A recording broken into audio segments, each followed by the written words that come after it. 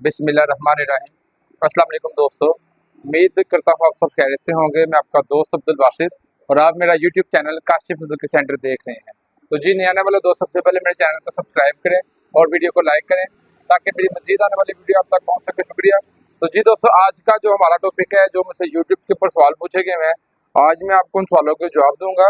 पहला सवाल जो है जी, मुझसे पूछा गया है कि भाई सीडीए यूनिट कैसे चेक करते हैं। सीडी यूनिट की चेकिंग है सुजुकी GS 150 की।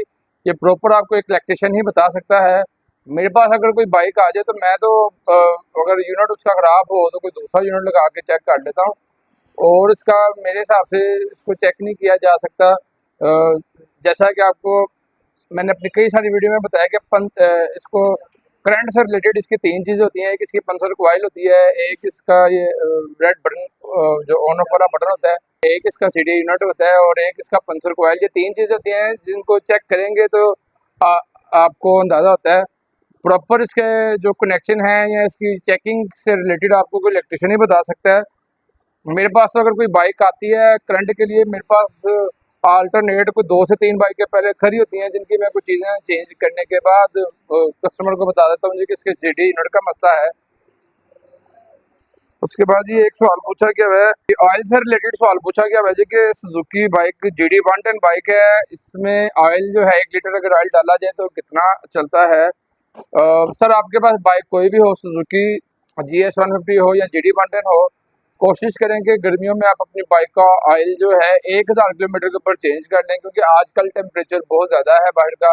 लाहौर में जैसा कि टेम्परेचर 45-46 तक जा रहा है, तो इसकी वजह से बाइक जो है बहुत ज़्यादा गर्म होती है। तो कोशिश करेंगे ऑयल आप अगर अपनी बाइक में सुजुकी का डाल रहे हैं या कोई भी बाइक में आप अपनी तो कोई भी ऑयल आप अपनी बाइक में डाल रहे हैं तो कोशिश करें कि 1000 किलोमीटर के ऊपर उसे चेंज कर लें। उस ऑयल को 1500 किलोमीटर के ऊपर या 3000 के ऊपर ना लेके जाएं या 2500 के ऊपर ना लेके जाएं। कोशिश करें कि 1000 के ऊपर ऑयल आप चेंज कर लें। सर्दियों में आप अपनी बाइक का ऑयल जो है 1500 किलोमीटर तक चला सकते हैं। तो इसी तरह एक और सवाल मुझसे पूछा गया है जी कि सुजुकी GS 150 की ऑयल गेज को साफ करने का तरीकाकार बताएं। इसकी गेज अगर गंदी हो जाए सुजुकी GS 150 की, क्योंकि इसकी गेज होती है शीशे की तरह गेज होती है, इसकी क्लच साइड पर लगी होती है, तो उस गेज को साफ करने का तरीकाकार तो यही होता है कि आप ऑयल अपनी बाइक का 2-3 बार चेंज करें। अगर आपका इंजन अगर अंदर से ज़्यादा गंदा है तो वो शीशा जो है इसका ऑयल गेज का साफ नहीं होगा, उसके शीशे को चेंज ही करना पड़ता है। वैसे अगर थोड़ा सा गंदा अगर इसका शीशा होगा तो 2-3 ऑयल जल्दी चेंज करने से इसका मसला हल हो जाता है। मैंने एक वीडियो बनाई थी सुजुकी GD 110 की क्लच प्लेटों के ऊपर, एक वीडियो बनाई भी थी। तो एक भाई ने कमेंट्स किया है कि इसमें जो है सुजुकी स्प्लेंडर की प्लेटें आप डाल सकते हैं। बिल्कुल सर, इसमें सुजुकी स्प्लेंडर की प्लेटें भी डाल जाती हैं। भाई ने कमेंट्स में बताया भाई जी कि 500 रुपये में आपको जो है ये क्रोनोफॉन की क्लच प्लेट और प्रेशर प्लेट मिल जाएगी। सर, ऐसा बिल्कुल भी नहीं है।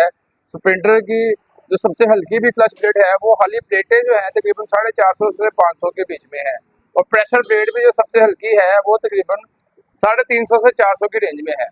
क्योंकि मुझे नहीं पता कि इनको 500 रुपये में दोनों चीज़ें कहाँ से मिलती हैं।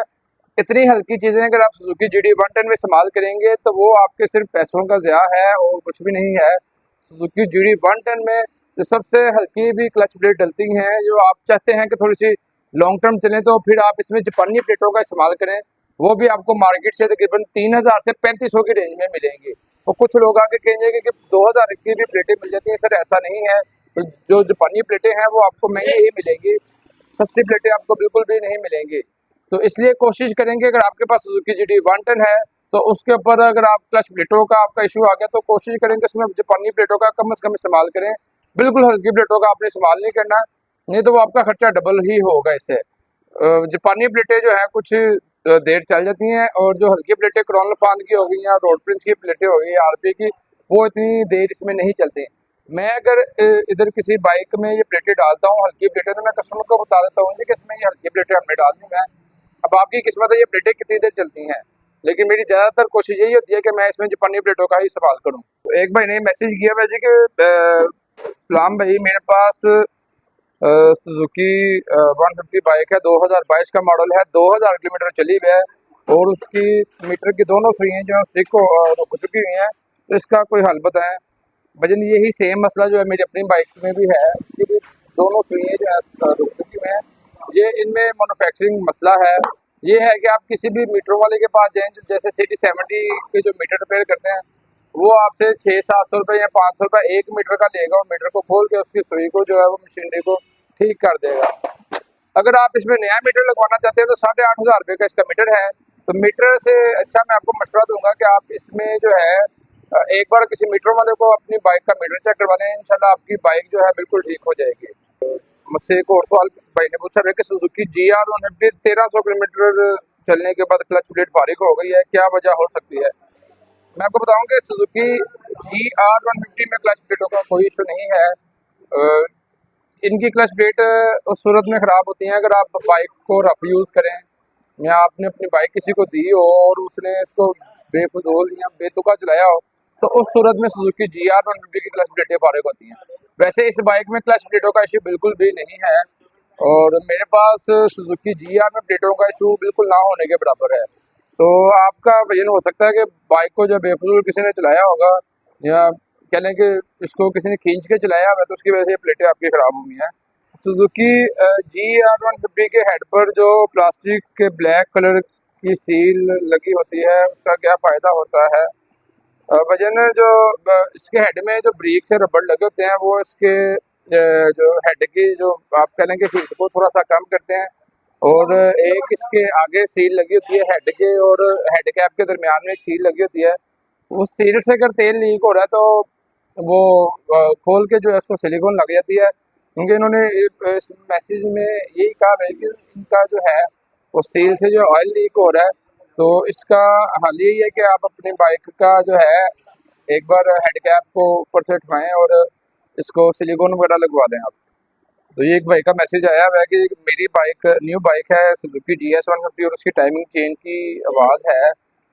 सर आजकल जो है नई बाइकों में टाइमिंग चेन का इशू आ रहा है, तो आप बेफिक्र होकर अपनी बाइक को चलाएं। ये आवाज़ जो है 25,000 किलोमीटर तक हल्की हल्की सी आवाज़ रहेगी, तो इससे आपने परेशान नहीं होना, क्योंकि नई बाइकों में ये इनका कहने का मैनुफैक्चरिंग मसला आ रहा है कि इसकी टाइमिंग चेन की आवाज़ आ रही है। बात है जी, एक सवाल पूछा गया है होंडा CG125 की और GS150 की क्लच प्लेटों में फ़र्क होता है? बिल्कुल सर, दोनों प्लेटों में बहुत ज़्यादा फ़र्क है, तो इसलिए आप सुजुकी GS150 में सिर्फ GS की ही प्लेटें डाल सकते हैं। पूछा गया है कि GR150 के बारे में भी बताएं कि ये बाइक कैसी बाइक है। सर जैसे ही मेरे पास कोई बाइक आती है मैं उसके रिलेटेड जो वीडियो अपलोड कर देता हूँ, तो जैसे ही मेरे पास कोई GR150 आएगी तो उससे मुतालिक मैं आपको वीडियो बना दूँगा।